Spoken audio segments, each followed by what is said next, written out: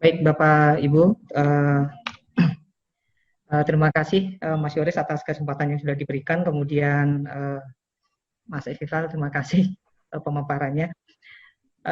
Baik, Bapak Ibu yang saya hormati, Bapak Ibu Sri Haryanto, Kepala LP3M Unsik, terima kasih atas kesempatannya. Kemudian teman-teman semua di Universitas Sains Al-Quran Unsik dan pemateri, dan nanti ada Mas Bagus. Selamat pagi menjelang siang semuanya. Hari ini yang akan saya paparkan adalah mengenai strategi mengelola jurnal sampai terakreditasi. Nah, ini merupakan hal yang ingin kita lakukan. Hampir setiap orang ingin melakukan bagaimana supaya jurnal kita terakreditasi. Baik, perkenalkan, nama saya adalah Oman Somandri, afiliasi saya di Politeknik Negeri Cilacap, kebetulan home base-nya di situ. Ini silakan Bapak dan Ibu kalau ingin mengetahui lebih detailnya silakan bisa melihat saya di media-media yang lain atau medsos-medsos yang lain, silakan. Saat ini saya selain mengajar, saya juga sekarang di Jurnal Infotek Mesin di Politeknik Negeri Cilacap, kebetulan sebagai managing editor, kemudian di jurnal ICT Information Communication and Technology di STIMKIK Cirebon juga di situ dijadikan sebagai managing editor, dan saat ini juga masih tetap menjadi editor di jurnal Informatika, jurnal pengembangan IT Jepit di Politeknik Harapan Bersama Tegal, dan sekarang masih di editor Jurnal Kooperatif Indonesia. Dan mungkin aktivitasnya sekarang masih jadi reviewer di beberapa jurnal nasional, ada yang terakreditasi, dan beberapa jurnal internasional yang direview. Baik, sebelum masuk ke sana, perlu kita ketahui bersama bahwa intinya adalah kita harus memahami dulu jurnal itu seperti apa. Intinya adalah bagaimana kita, mindset kita bahwa jurnal itu isinya adalah sebuah karya ilmiah, kemudian di situ bisa dipublikasikan secara elektronik dan tercetak dan diterbitkan oleh perguruan tinggi, organisasi profesi, kementerian, dan lain sebagainya. Itu intinya kata kuncinya adalah pemberitaan, komunikasi yang membuat karya ilmiah itu dari sebuah jurnal. Itu saya ambil dari Permendikbud TV nomor 9 tahun 2018.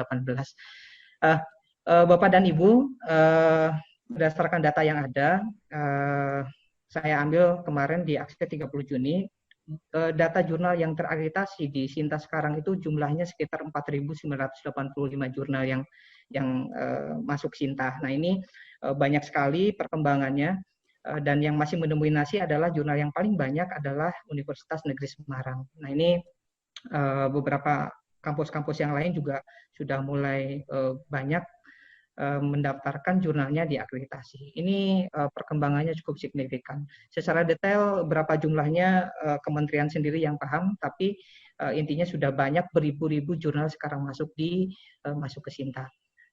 Dan 1.175 institusi yang masuk di situ. Banyak sekali. Nah, standar jurnal itu seperti apa? Intinya adalah dia di situ membuat artikel untuk mewujudkan ilmu pengetahuan, standar jurnal, serta orisinil dan tidak plagiat. Kemudian jurnal tersebut mempunyai dewan penyunting atau editor. Kemudian standar jurnal ilmiah juga harus memenuhi syarat dia mempunyai mitra bestari atau sekarang namanya reviewer.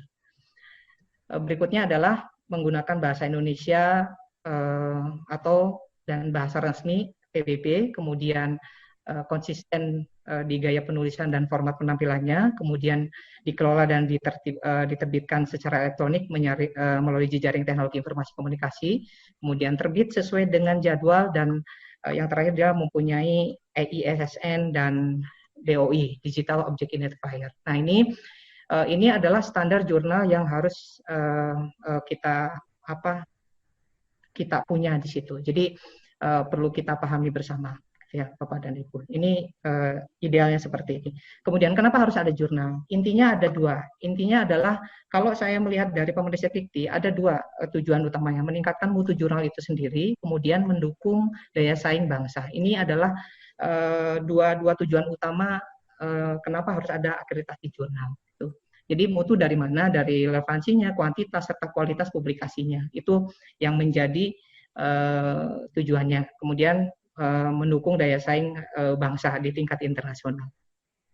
Kemudian berikutnya saya menambahkan kenapa harus ada akreditasi. Intinya untuk meningkatkan popularitas dan peringkat institusi. Nah, ini berpengaruh nantinya kepada popularitas dari kampus tersebut. Jadi terkenal juga. Oh, ada jurnal A, misalkan di Unsik ada jurnal yang sudah terakreditasi. Oh, berarti secara tidak langsung popularitas dari kampus tersebut juga terangkat. Peringkat institusi dalam sebuah akreditasi jurnal juga nanti dia akan meningkat. Makin banyak intinya nanti penilaian di borang akreditasi masuk di situ. Kemudian kredit poin untuk kenaikan jabatan fungsional. Ini kenapa harus ada akreditasi? Karena tiap grade nanti masuk ke akreditasi mana, itu poin-poinnya akan berbeda dan kenaikan jabatan fungsional itu akan berpengaruh di poin-poin tersebut. Apalagi kita sebagai dosen pengajar, tentunya ini akan berpengaruh sekali. Jadi bagaimana ketika kita atau saya sendiri ingin submit di artikel mana, maka saya targetnya misalkan harus Sinta 2 supaya nilainya baik dan bisa dijadikan untuk naik jabatan fungsional. Dan yang berikutnya adalah kenapa harus ada akreditasi? Ya intinya untuk bisnis publikasi juga gitu, untuk bisnis publikasi. Ini saya masukkan sudut pandang ini berbeda gitu. Jadi memang kalau di media penerbit memang ini ada beberapa yang mengatakan bahwa ya ini sebagai bisnis publikasi, akreditasi naik maka biaya publikasi pun naik. Nah, ini masuk ke akreditasi, kenapa harus ada? Gitu. Ini kaitannya kenapa ada akreditasi, maka di jurnal di PAK, pedoman PAK, maka Sinta 3 dan 4 Sinta 1, 2, 3 dan 4 ini mempunyai nilai tersendiri di situ. Ini PAK terbaru yang sudah direvisi Oktober 2019 yang kemarin sudah dirilis. Ini poin ini berdasarkan bid dari Sinta tersebut. Jadi kalau kita ingin masuk ke situ maka wajib untuk akreditasi. Sangat berpengaruh sekali pada jabatan fungsional untuk kenaikan pangkat dosen. Apa yang terjadi sekarang? Sekarang adalah kadang orang, termasuk dulu juga saya, kadang lupa atau tidak pernah membaca panduan editorial pengelolaan jurnal ilmiah. Ini dan bisa diunduh di Arjuna Ristek ID. Ini kenapa? Karena di situ memang kalau Bapak Ibu baca, di situ kita diberikan sebuah pemahaman bagaimana membuat tabel yang baik, bagaimana membuat pendahuluan yang baik, bagaimana metode yang baik, kemudian proses-proses pengelolaan yang baik di situ, itu dijelaskan di situ. Itu ya terkadang mungkin kita lupa atau ya mungkin belum membaca, jadi kita tidak punya patokan ke arah mana untuk mengelola jurnal yang baik itu seperti apa. Sebaiknya Bapak dan Ibu mendownload ini, wajib saya kira untuk pengelola jurnal khususnya editor. Kemudian ini manajemen jurnal yang baik seperti apa? Intinya ada dua sebenarnya, dari tata kelola dan menjaga mutu penyuntingan substansi, gaya dan format. Ini ada dua. Jadi tata kelolanya bagus, kemudian mutu penyuntingan substansi, gaya formatnya juga bagus. Itu menjaga jurnal ilmiah yang baik. Ini pada saat manajemen penerbitan, kemudian tata kerja editorial, ini semuanya saling berpengaruh. Gitu. Ketika manajemen penerbitan jurnal, maka di situ ada mutu penyuntingan substansi, gaya dan format. Nah, di situ juga ada ruang lingkupnya, fokus dan skopnya, gaya selingkungnya, manajemen referensinya seperti apa. Nah, itu semuanya saling berpengaruh di situ. Termasuk juga tata kerja editorial, di mana salah satunya adalah pendanaan. Jadi mungkin jangan segan-segan Unsik untuk nanti Bapak pimpinannya untuk mengeluarkan pendanaan khusus untuk pengelolaan jurnal ini, karena zaman dulu memang katanya untuk pengelola jurnal ini tidak tidak diperhatikan gitu, wah jurnal jalan-jalan aja. Tapi sekarang berjalannya waktu, memang pimpinan khususnya mungkin Unsik harus concern ke dalam ini, ke dalam proses pengelolaan jurnal. Mungkin mengeluarkan biaya di anggaran tertentu bisa dilakukan. Itu kinerja jurnalnya, termasuk nanti statistik aksesnya, berapa yang masuk ke situ, jumlah citasinya masuk, kemudian infrastrukturnya, ini pakai OJS atau tidak, hardware-nya juga harus mumpuni, harus didukung oleh IT yang lumayan juga, jadi prosesnya harus didukung dengan ya karena sekarang teknologi informasi apalagi elektronik yang memang harus didukung. Termasuk kelembagaannya ada reviewer, editor, dan penanggung jawab. Ini berpengaruh sekali. Ini kaitannya nanti kenapa harus baik manajemennya, karena berpengaruh terhadap tata kelola dan mutu. Dan semuanya terjawab di akreditasi jurnal, poin per poinnya. Oke, strateginya yang pertama adalah pahami pedoman. Pada pahami pedoman, pada pahami panduan editorial serta Permenristek Dikti nomor 9 tahun 2018. Ini pahami 3 ini. 1, pedoman akreditasi, panduan editorial serta Permenristek Dikti. Ini baca saja isinya. Jadi nanti kita punya patokan, oh ternyata posisi kita sekarang jurnalnya seperti ini. Jadi minimal ada sebuah mindset, oh saya harus mengejar bahwa jurnal kita harus minimal seideal yang ada di sana. Oke. Kemudian jadikan jurnal kita mulai proses pengelolaan jurnal menggunakan manajemen jurnal ilmiah yang baik. Dari mulai author masuk, kemudian bagaimana mereview, kemudian bagaimana setelah direview, begitu. Itu yang harus dilakukan.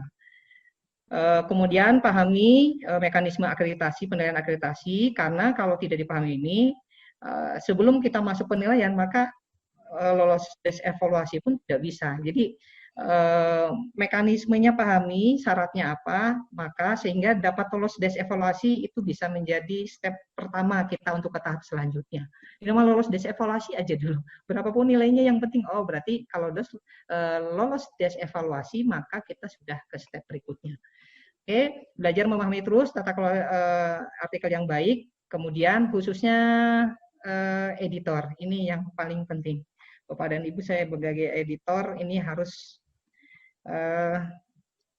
belajar terus, belajar dan belajar.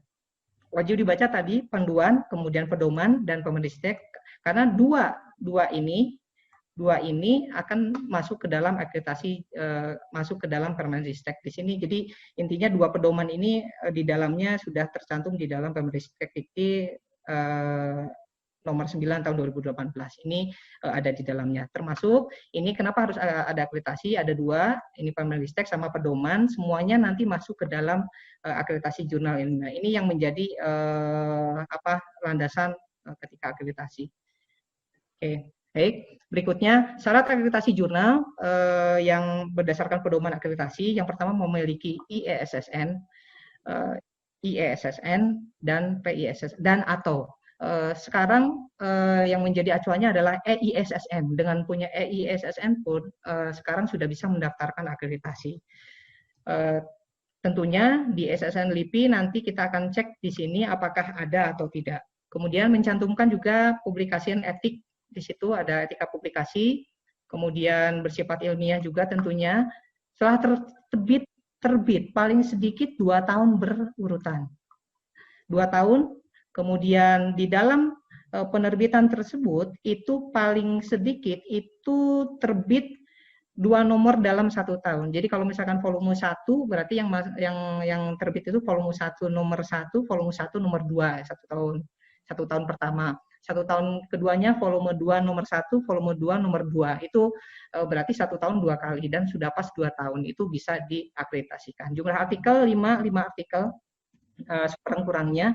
Kemudian tercantum dalam portal Garuda. Ini Bapak dan Ibu wajib mendaftarkan di Garuda. Silakan masuk ke Garuda Ristek Dikti Go ID dan memiliki DOI, Digital Object Identifier. Ini silakan bisa nanti masuk ke bekerja sama dengan RJI supaya di biaya lebih murah, gitu. Ini Bapak dan Ibu, kita lihat kita berkaca dari sini. Saya dapatkan ini datanya dari Arjuna, saya akses tanggal 22 Juni. Ini jumlah yang warna ini adalah yang mengajukan, kemudian yang warna ini adalah ini yang terakreditasi gitu. Ini usulannya, contoh misalkan pendidikan mengusulkan, jumlah yang mengusulkan itu 1.216, tetapi yang terakreditasi adalah 558. Begitu juga untuk bidang umum, ilmu sosial, dan lain sebagainya. Kalau kita lihat tren, itu hampir semuanya itu adalah 50%.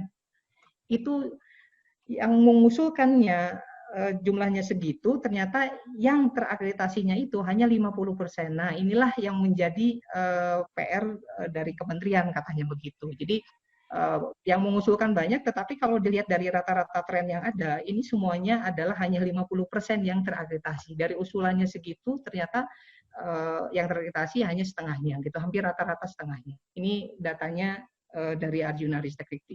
Kemudian, nah ini Bapak dan Ibu, ini adalah kebijakan akreditasi tahun 2020 terbaru. Ini berdasarkan surat dari Kementerian BRIN, Kementerian Ristek dan BRIN, tanggal 3 Februari 2020 yang kemarin, di situ mengenai perihal usulan.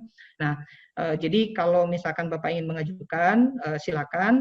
Yang mau mengajukan, bagi yang belum terakreditasi atau masa akreditasinya tinggal 6 bulan atau sudah berakhir gitu. Jadi barangkali Bapak Ibu sudah berakhir akreditasinya gitu. Karena ketentuan yang idealnya itu adalah di ketentuan 6 bulan sebelum akreditasi berakhir kan harus mengajukan. Nah, tetapi sekarang Bapak dan Ibu itu sudah berakhir, itu dapat mengusulkan kembali mendapatkan akreditasi berdasarkan berdasarkan surat edaran tersebut gitu. Kemudian minimal tetap berusia 2 tahun yang baru. Kemudian untuk dengan ketentuan yang berlaku, kemudian usulan untuk setiap usulan berdasarkan efektifnya kemarin 3 Februari, setiap bulan dievaluasi, penilaian paling lambat diterima tanggal 10 jam 24. Jadi kalau ingin mengajukan berarti sebelum tanggal 10 nanti akan dilakukan evaluasi. Kalau lebih dari tanggal 10 itu berdasarkan edaran ini nanti akan diikutkan ke periode evaluasi berikutnya gitu. Dan itu bisa kapan saja dilakukan. Silakan, itu berdasarkan edaran. Kemudian syaratnya ini tetap memiliki EISSN atau cetak EISSN, tapi ini yang utama adalah EISSN, kemudian ada etikasi publikasi, kemudian bersifat ilmiah juga, terbitan berkala 2 tahun berurutan, dalam 1 tahun 2 kali secara teratur, jumlah artikel 5 sekurang-kurangnya 5 artikel setiap nomor dan tercantum dalam portal Garuda. Tetapi yang menarik adalah dalam edaran ini belum di situ belum ada poin tambahan DOI. Jadi masih belum mewajibkan memiliki digital object identifier. Ini kalau kita lihat di dalam edaran yang ini begitu. Jadi bagi yang belum mempunyai DOI masih bisa untuk mengajukan dalam edaran ini, gitu ya, pertanggal itu. Oke, baik, yang harus dilakukan kemana pengajuannya Bapak Ibu silakan masuk ke Arjuna Ristek BRIN Go ID. Silakan Bapak dan Ibu bisa mendaftarkan username sama passwordnya itu per personal sendiri-sendiri mewakili dari jurnal tersebut, atau bisa Bapak dan Ibu misalkan dikoordinasi sama LP3M Unsik membuat akunnya di sini dan mendaftarkannya oleh LP3M Unsik sendiri. Jadi satu akun untuk mendaftarkan akreditasi jurnal, banyak jurnal silakan bisa dilakukan. Mungkin di situ harus banyak koordinasinya kalau memang misalkan hanya membuat satu akun untuk mendaftarkan banyak akreditasi. Ya, memang sih saya sarankan karena melihat dari Unsik ini banyak sekali jurnal, mungkin lebih baik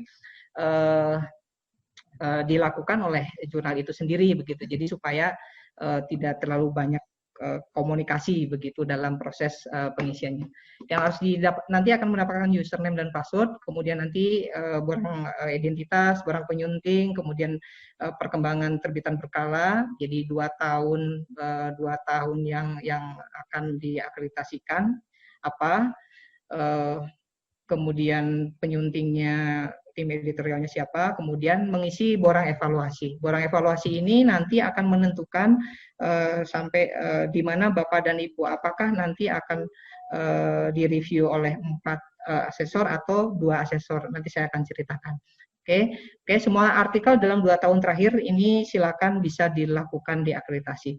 Kecuali bagi yang sudah terakreditasi kemudian akan melakukan reakreditasi hanya 1 nomor terbitan saja. Hanya 1 nomor terbitan saja, silakan bisa mengajukan kembali. Ini proses jalurnya ketika pengelola jurnal mensubmit lewat Arjuna, kemudian nanti akan dicek persyaratannya oleh tim evaluator di situ, des evaluasinya, apa kalau 1 tidak. Kalau evaluasi Bapak dan Ibu itu di situ 70, lebih dari 70, maka Bapak dan Ibu nanti akan dievaluasi dan akan dinilai oleh 4 orang asesor. Itu 4 orang asesor, di mana 2 asesor untuk substansi, 2 asesor untuk manajemen. Tetapi kalau Bapak dan Ibu mengisi borang evaluasinya itu kurang dari 70, maka hanya akan dinilai oleh 2 orang evaluator. 1 untuk manajemen, 1 untuk substansi. Nah, ini nanti kurang dari 70 ini adalah evaluasi kurang dari 70 ini nanti akan menentukan. Biasanya nih peringkatnya itu peringkatnya adalah 6 sampai 3. Nah, kalau yang ini adalah 1 dan 2 gitu. Kalau lebih dari 70 karena nilainya 70. Nah, ketika nilainya itu adalah nanti Bapak dan Ibu kurang dari 30, maksud peringkat mana Sintanya nanti ini adalah peringkat Sinta berapa gitu ya. Kalau kurang dari 30, maka nanti kementerian akan melakukan pembinaan bagi Bapak dan Ibu, gitu. Pembinaan dari jurnalnya tersebut, gitu. Nanti kalau nilainya kurang dari 30, nanti kementerian akan melakukan sebuah pembinaan, bentuknya apakah pelatihan atau seperti apa, nanti pihak kementerian yang akan melakukan pembinaan tersebut. Nah, itu untuk naik peringkat, silakan minimal 1 nomor penerbitan bisa diajukan, gitu ya. Oke. Ini nanti udah saya. Oke, baik, ini adalah nilainya, nilai dari nanti unsur bobot penilaian. Unsur-unsurnya ada penamaan jurnal, kelembagaan, penyuntingan jurnal, kemudian substansi artikel, gaya penulisan, keberkalaan, penyebarluasan, semuanya nilainya adalah 100. Akan dinyatakan peringkat 2 itu nilai sekurangnya nilainya 70, tetapi dengan ketentuan bahwa nilai substansi ini sekurang-kurangnya adalah jumlahnya adalah 26. Nah, itu ketentuan dari sana, gitu ya, Bapak dan Ibu. Jadi bisa dimaksimalkan. Oke, jadi itu berdasarkan bobot penilaian. Ini saya akan cepat. Ini penilaiannya di sini jurnal, penamaan jurnal, di situ nanti apakah jurnalnya ini namanya seperti apa. Memang disarankan jangan menggunakan nama lembaga atau kampus atau daerah tertentu. Jadi namanya tidak perlu ada nama itu, gitu, nama kampus sendiri. Kemudian penerbit, kalau misalkan Bapak Ibu penerbitnya ingin menerbitkan ada sebuah bekerja sama dengan organisasi profesi, maka upayakan MOU tersebut Bapak dan Ibu untuk diunggah di OJS tersebut, di websitenya, atau di linkkan bahwa bahwa sudah bekerja sama dengan organisasi profesi, gitu. Kemudian berikutnya adalah penyuntingan mitra bestari. Silakan cari Bapak dan Ibu mitra bestarinya yang berkualifikasi internasional. Jadi sekarang kemudian cari yang sudah punya ID Scopus, yang ID WOS, ya silakan, itu lebih bagus gitu karena mereka lebih berpengalaman. Kemudian mutu penyuntingannya ini nanti dinilai juga bahwa bagaimana si reviewer itu nanti akan mereview berdasarkan substansinya, bukan kepada semacam tata tulis, bahasa, template, dan sebagainya. Jadi lebih kepada substansi isi dari artikel tersebut. Makanya saya sarankan sih di situ Bapak dan Ibu membuat sebuah form penilaian yang di dalamnya mengarahkan juga ke si reviewer, silakan lakukan substansinya ini. Jadi sudah diarahkan, jadi lebih jelas. Reviewer, apalagi reviewer yang barangkali belum banyak mereview, akan terarahkan. Dewan penyunting, silakan, ini harus berasal dari editor, harus berasal dari 2 institusi yang berbeda, itu silakan. Kemudian di dalamnya reviewer dan dewan penyunting itu nanti di OJS-nya ditampilkan ID Scopusnya. Kalau misalkan belum punya ya scholarnya silakan ID Sintanya. Jadi lebih jelas ketika ini ternyata ada track record bahwa editor dan reviewer tersebut itu memang pernah menerbitkan di artikel jurnal internasional. Oke, kemudian petunjuk penulisan itu silakan harus template juga sesuaikan. Template harus sesuai dengan author guideline-nya juga sama, jadi konsisten antara isi full PDF-nya dengan template itu harus sama. Jadi tidak boleh berseberangan. Mutu penyuntingan dan gaya formatnya harus sesuai dan konsisten antar kolom. Kemudian manajemen penyuntingannya silakan. Kalau sudah melakukan OJS, lakukan mungkin secara daring semuanya. Nah, ini akan kendala bagi autor yang memang baru belajar untuk masuk ke OJS. Kadang ini yang terjadi sulit sekali. Kadang menghubungi kita, saya tidak bisa. Akhirnya lebih baik sih kita arahkan saja untuk bisa submit dengan akun autor sendiri. Termasuk reviewer juga, termasuk editor juga. Itu PR kita untuk semua. Lebih baik memang kalau memang secara daring dan elektronik email ini bisa masih dilakukan ya tidak apa-apa, kita maksimalkan saja. Kemudian substansinya, cakupan keilmuannya harus jelas di situ fokus dan skopnya. Jadi dimasukkan ke dalam OJS-nya gitu. Baik. Kemudian aspirasi wawasannya usahakan 60% dari luar dan 40% dari institusi dalam. Ini hanya standarnya saja. Tapi kalau misalkan 70% dari luar autornya, 30% dari dalam itu bisa dilakukan, ya lebih bagus begitu. Silakan gitu. Yang pasti aspirasi wawasan ini Bapak dan Ibu tidak boleh semuanya dari dalam semuanya.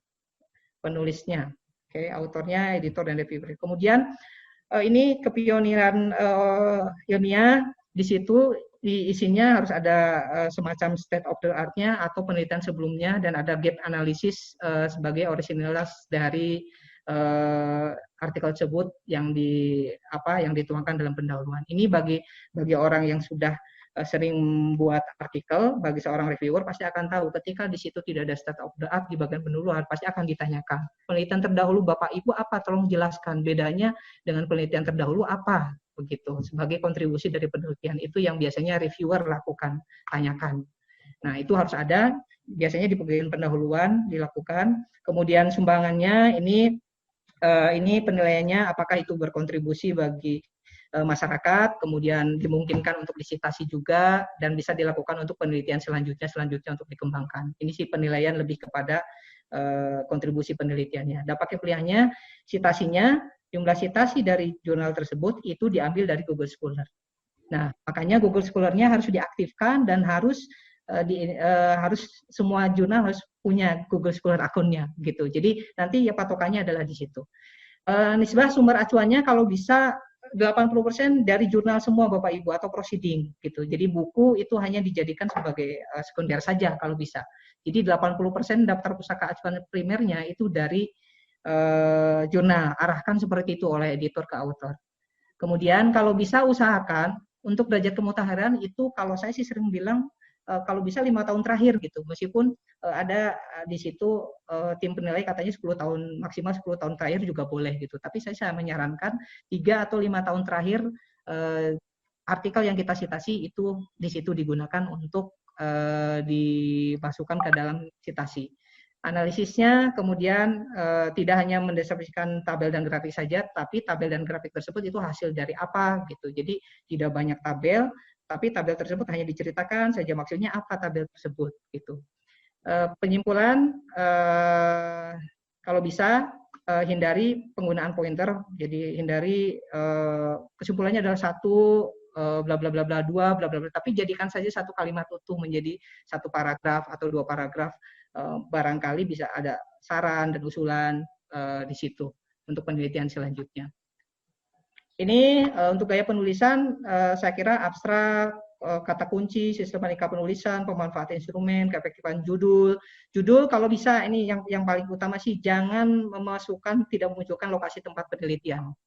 Misalkan analisis pengaruh penggunaan e-learning terhadap peningkatan belajar mahasiswa di Kabupaten Cilacap. Nah, Kabupaten Cilacap ini tidak jangan dimasukkan dalam judul. Nah, usahakan kalau bisa sih sekitar 12 sampai 20 kata untuk judul dan subjudul gitu, termasuk subjudul. Ini jangan dimasukkan. Baik, nanti ini pengacuan sumber pustaka kalau bisa gunakan Mendeley dan Zotero, sesuaikan stylenya, konsistenkan, jangan sampai stylenya acak-acakan. Kalau misalkan IEEE, APA, Harvard gitu. Ini banyak autor yang menyepelekan ini. Kalau biasanya saya suka marahi. Kalau ada autor dikembalikan lagi, balik lagi, tetap seperti ya, saya marahi biasanya. Kalau mau diterbitkan, silakan, kalau tidak mau saya reject kayak gitu ya. Memang di sini ini harus punya power juga di situ. Berbahasa Indonesia baik dan benar tentunya SPOK diterapkan di situ. Ini penampilannya silakan dari mulai ukuran tata letak, tipografi, ukuran A4 ya Bapak Ibu, ukuran tulisannya, resolusi dokumennya harus bagus, jumlah halamannya silakan menyesuaikan saja. Yang pasti penomoran itu misalkan vol 1 itu vol 1 nomor 1 sampai 100, maka vol 1 nomor 2 itu 101 dan sebagainya ke sana gitu. Itu jadi nyambung gitu, satu volume nyambung. Desain tampilan sama, kemudian jadwalnya konsisten, penomorannya juga konsisten, penomoran halamannya, indeks setiap volume ini sudah ada di OJS fasilitas indeks ini. Kemudian penyebaran luasannya, silakan kita merekomendasikan pakai stat counter untuk kunjungan unik ini gitu. Silakan dimasukkan di OJS. Nah, bagaimana caranya mungkin secara teknis bisa digunakan. Wing index silakan Bapak Ibu sambil jalan ketika kita mau akreditasi lebih baik didaftarkan saja Dewa AJ atau pengindeks lainnya yang bisa kita optimalkan. Memiliki DOI, usahakan DOI sekarang melalui RJI silakan bisa.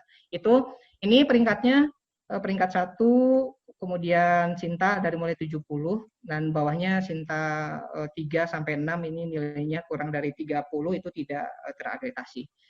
Ya, Bapak dan Ibu, peringkatnya nanti bisa dibaca. 5 tahun masa berlakunya, kemudian dapat melakukan lagi akreditasi dan masa berlaku akreditasi itu dimulai sejak ditetapkan.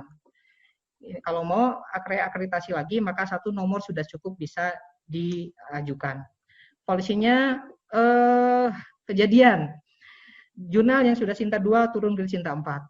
Ini hati-hati. Makanya kualitas, mutu dan pengelolaan harus ini sekarang terjadi gitu. Jadi mau tidak mau polisinya adalah seperti itu. Ada penurunan mutu. Maka pihak dari sana polisinya adalah menurunkan status akreditasinya. Hati-hati Bapak di sini ya. Saya jurnal Sains Al-Quran. Ini Bapak ternyata saya cek di Sinta, memang Unsika ini hanya 2 yang masuk, yang sudah terdetek di Sinta, 2. Jadi ada jurnal Spektra dan jurnal apa nih ya, penelitian dan pengabdian masyarakat Unsik. Tapi bagusnya adalah Spektra ini sekarang kemarin saya lihat tanggal 10 atau 20 ya, 20 Juni udah masuk Dewa AJ kalau nggak salah. Ini bagus sekali. Ini Spektra bagus ini sepertinya. Nah, untuk yang jurnal ini, yang penelitian pengabdian, ini saya lihat nilai yang Sinta 4 nilainya 52,14.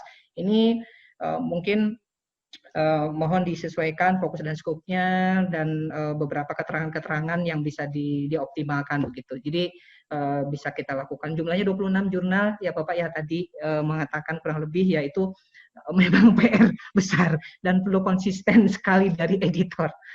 Berat sekali memang saya. Ya di kampus kami aja ada 5-6 itu memang harus mengarahkan editornya harus pelan-pelan. Oke, ini case menarik. Bisa loncat. Ini dari 4 menjadi 2, dari 6 peringkat 6 ke 3. Ini menarik sekali. Jadi tidak menutup kemungkinan ini case yang kemarin saya lihat di surat akreditasi, pengumuman akreditasi, dari 6 bisa ke 3, dari 4 bisa ke 2. Jadi jangan khawatir, bisa loncat. Ini case menarik itu belajar ya. Nah, ini belajar. Saya mencoba untuk Infotech Mesin kemarin. Infotech Mesin ini di Cilacap saya terbitnya tahun 2012. Nah, ini kemudian di situ ada fase penyesuaian, artinya di situ antara ya masih berjalan. Akhirnya ketika bulan Juli 2019 kita coba untuk mengoptimalkan. Nah, di situ dulu belum OJS-nya memang belum rapi, kemudian kita coba optimalkan Nah, karena kita targetnya adalah akreditasi, maka kemarin kita memasukkan 2 tahun berturut-turut 2018 dan 2019 dimasukkan gitu. Jadi kita yang 2012 ke sana tidak kita masukkan gitu Bapak. Jadi kita patokannya saya mau akreditasi tahun ini, maka saya memasukkannya 2 tahun ke belakang gitu. Jadi 2018-2019 kita akreditasikan dan akhirnya EISSN pun kita daftarkan 2019 karena syaratnya EISSN. Maka akhir November 2019 dapatlah Sinta 4, lumayan. Kemudian udah Sinta 4, kemudian dilakukanlah akreditasi kembali setelah 1 nomor dimasukkan dan akhirnya kemarin terakhir April 2020 naik peringkat menjadi Sinta 3. Jadi dalam 1 tahun kita memasukkan akreditasi 2 kali. Itu 2 tahun pertama adalah ini Sinta 4, kemudian saya memasukkan ini 2020 kalau 11 nomor 1 ini jadi Sinta 3. Nah, itu mungkin bisa dilakukan oleh Bapak dan Ibu di Unsik. Oke, pahami dulu pedoman, silakan. Intinya jangan terlalu ambisius juga, upayakan selalu komunikasi dengan pihak yang terlibat, terutama institusi, penerbit, editor, reviewer. Jalur komunikasi juga harus kita kita bangun di sini gitu ya. Oke, kemudian pastikan segala persyaratan semuanya sudah lengkap. Bapak lakukan ATM, amati tiru modifikasi Bapak dan Ibu. Lakukan ini kalau kita memang blank saya tidak bisa lakukan, amati ATM aja, amati tiru modifikasi bagi jurnal-jurnal yang sudah Sinta 1, Sinta 2, detail seperti apa gitu isinya. Kemudian jangan malu bertanya, satu lagi ikut komunitas atau ikut grup-grup call favor dan sebagainya, di situ kita banyak belajar. Fokus awal untuk akreditasi mungkin bagi yang terbitannya 2000 berapa, 2011, 2012, mungkin lebih kepada kuantitas. Sulitnya adalah mencari artikel-artikel yang kemarin sudah terbit. Nah, baru kita ke kualitas. Ini realita di lapangan seperti itu yang dilakukan. Gitu. Jadi kuantitas dulu, baru kualitas. Tapi pelan-pelan kualitas harus dilakukan. Kuantitas mungkin sih prediksi saya ini masuknya ke Sinta 4 atau Sinta 3. Karena manajemennya benar. Tapi kalau ke kualitas sudah masuk ke Sinta 2. Ya ini hanya sudut pandang dari editor ya Bapak ya, karena memang saya bukan tim penilai, tapi saya memahami di situ seperti itu gitu polanya. Optimalkan, silakan selama penilaian lakukan indexing jurnal dan media sosial bisa digunakan untuk membuat jurnal kita terkenal gitu ya. Kendalanya intinya adalah komitmen pengelola jurnal, komitmen. Karena passion setiap orang-orang editor itu beda-beda. Ada yang cuman hanya namanya masuk saja atau hanya ikut-ikutan saja. Ini memang untuk memasukkan orang-orang di sini ya harus punya komitmen juga untuk mengembangkan penerbitan jurnal ini. Oke. Baik, ada generasi Bapak Ibu yang harus dilakukan. Jadi yang sekarang sudah bisa, kalau bisa regenerasi, diajari siapapun nanti untuk kedepannya. Oke, itu mungkin yang bisa saya sampaikan, Mas Yoris, Bapak dan Ibu. Mudah-mudahan bisa sedikit memberikan pencerahan, hanya sharing saja dari sudut pandang editor begitu. Baik, terima kasih. Silakan dikembalikan lagi ke Mas Yoris.